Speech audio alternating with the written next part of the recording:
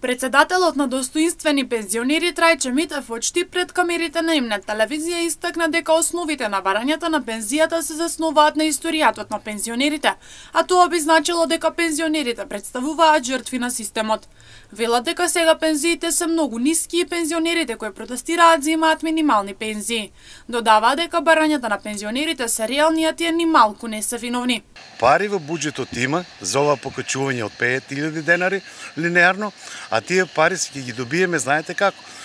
Тоа го јавува и председателите на партиите и министрот кој доаѓаше во Штип кажа дека 51.000 пензионери од Република Косово земаат пензија од Македонија со ни еден работен стаж.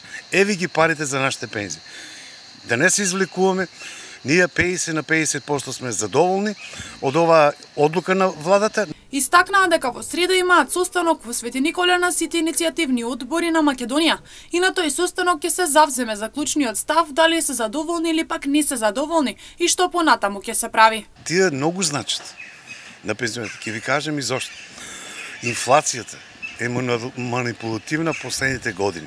Инфлацијата е двоцифрена, а пензионерите добиваат 5,3% покачување.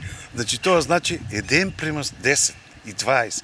Значи кога отидеме ние, ја се сеќавам, мислам, цените се покачени над 20%. Има цени што се покачени услуги по 50%. И никаде кај нас не е дадена нумеричката цена на производ. И затоа пензионерите кога одат на сиромашна основа, посебно се 13.000, 15.000, при 20.000 и никако не можат да сврзат крај со крај.